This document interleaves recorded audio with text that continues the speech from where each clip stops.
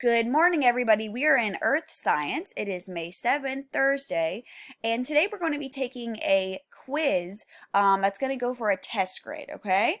So, for our opening, we're going to read our learning target. For our mini lesson, we're going to be watching this video, and for our work period, you guys are going to be taking the quiz, okay? So, our learning target says, I can construct an explanation of the relationship between air pressure, fronts, and air masses and how they impact the formation of meteorological events such as thunderstorms and tornadoes, okay?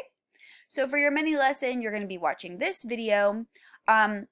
Before you take this quiz, remember, you had all of these down here yesterday. This may come in handy to take photographs of before you take your quiz today. Okay, just going to put that out there. So what you're going to do is you're going to click Activities, click Quizzes,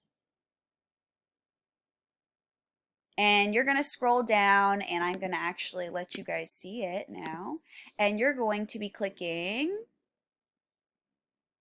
the weather test, okay?